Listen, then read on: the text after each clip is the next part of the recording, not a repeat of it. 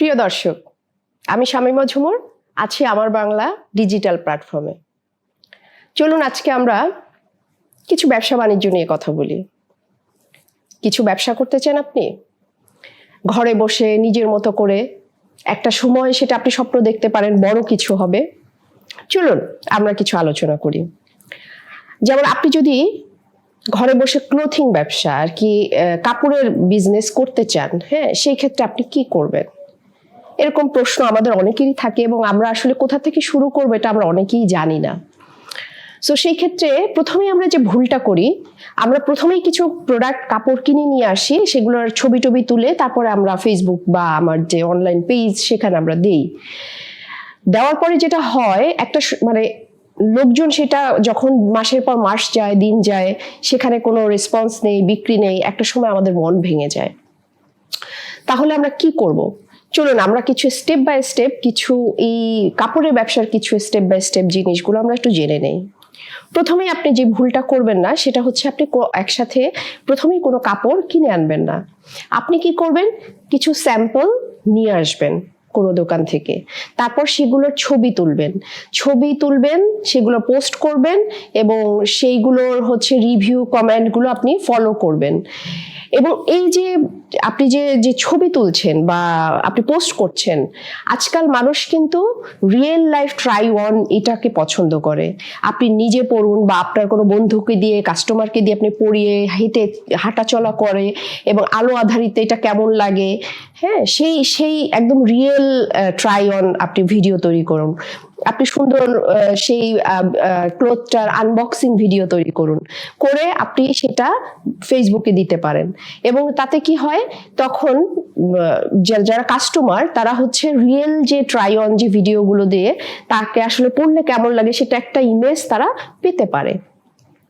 তারপরে যেটা হয় যে আপনি সেই রিয়েল লাইফ ভিডিওর নিচে আপনি শুধু ভিডিও দিয়েই আপনি শেষ করবেন না, সেখানে আপনি দিতে পারেন আরো কিছু টিপস, বিভিন্ন রকম টিপস, হ্যাঁ, যে কেন এই কাপড়টা সে কিনবে, এই কাপড়টার আসলে এই মানে এটার ভালো দিকগুলো কি। যেমন ধরেন এখন সামার সেশন চলছে বা এখন উইন্টার, এখন হচ্ছে রেইনি সিজন। সো এই সময়টায় যদি এই কাপড়টার আসলে বিশেষত্বটা কি, আপনি পরলে কতটুকু আরাম বোধ করবেন বা এই সিজনের সাথে এটা কিভাবে যায়, এবং এই ধরনের কিছু এক্সট্রা তথ্য আপনি তাদেরকে দিলেন। তারপর আমরা কি করব?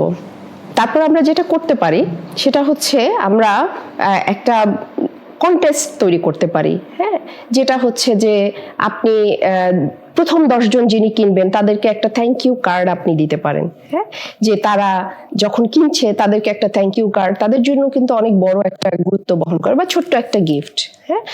তারপরে আপনি যখন তারা আপনার রিভিউ দিল, এই যে অর্ডার দিচ্ছে, তারা রিভিউ দিচ্ছে, এগুলোর ক্লিপসগুলো আপনি আপনার ফেসবুক পোস্টে দিতে পারেন এবং তাদেরকে ধন্যবাদ দিয়ে সেটা করতে পারেন। এভাবে করে আপনি শুরু করতে পারেন। এরপরে অনেকে যেটা করে যে শুধু ফেসবুকে একটা পেজ তৈরি করে, হ্যাঁ, শুধু পেজ তৈরি না করে আপনি একটা কমিউনিটি তৈরি করেন, একটা এক্সক্লুসিভ কমিউনিটি, যেখানে শুধু আপনার কাস্টমাররা এবং যারা আছেন তারা থাকবেন, হ্যাঁ, এবং সেখানে বসে আপনি তাদেরকে ফ্রি বিভিন্ন রকম টিপস দেন, হ্যাঁ, বিভিন্ন কাপড় কিভাবে যত্নে রাখা যায়, কাপড় মানে কোন কালারের সাথে আসলে কোন স্কিন টোন যায়, হ্যাঁ, এই ধরনের টিপস দিতে পারেন। ইভেন সেখানে আপনি ফান চ্যালেঞ্জ দিতে পারেন যে আমার জামা পরে পিকচার দিন, তাহলে ডিসকাউন্ট জিতে নিন। সো এই ধরনের কিছু চ্যালেঞ্জ, কিছু ফান আপনি সবসময় আপনি দিতে পারেন। এগুলো যখন দিবেন, কমিউনিটি, আপনার যে ফেসবুক যে কমিউনিটি, এক্সক্লুসিভ কমিউনিটি, এরাই কিন্তু ফ্রি আপনার হয়ে আপনার যেটা বলে কমিউনিকেশন অন্য চারিদিকে ছড়িয়ে দেওয়া, আপনার বিজনেসটাকে, আপনার এটাকে এক্সপান্ড করার দায়িত্ব কিন্তু তারাই নিবে।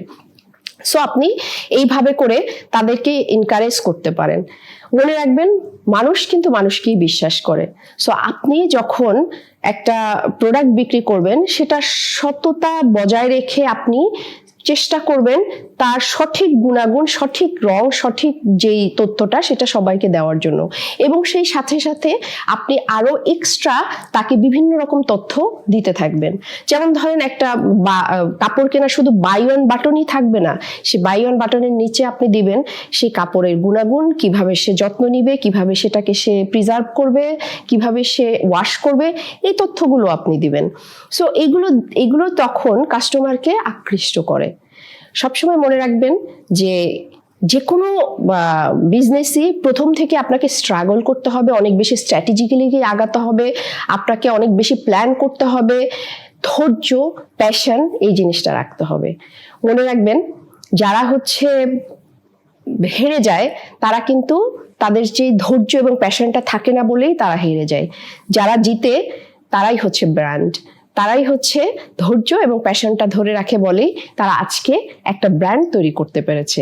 প্রত্যেক ব্র্যান্ড প্রমোটারকে আপনি দেখুন, যারা ব্র্যান্ড ওনার্স আছেন তাদেরকে দেখুন, তারা কিন্তু তাদের গল্পটা কিন্তু ঠিক এইরকমই। তারা যখন শুরু করে তাদের প্রত্যেকের গল্পই এইরকম স্ট্রাগলপূর্ণ, কিন্তু তারা হাল ছেড়ে দেয়নি, প্যাশন নিয়ে থেকেছে এবং তারা স্ট্র্যাটেজিক্যালি এগিয়েছে, যার জন্য আজকে তারা একটা ব্র্যান্ড। আমাদের দেশের বিভিন্ন ব্র্যান্ডের আপনি দেখবেন যে তারা এখন অনেক ভালো একটি ব্যবসা বা মানে কাপড়ের ব্যবসা তারা শুরু করেছে। তো ভিউয়ার্স, আজকে এই পর্যন্তই। পরবর্তীতে আমরা আবার অন্য কোনো টপিকস নিয়ে আসবো আপনাদের সামনে। সে পর্যন্ত ভালো থাকুন। ধন্যবাদ।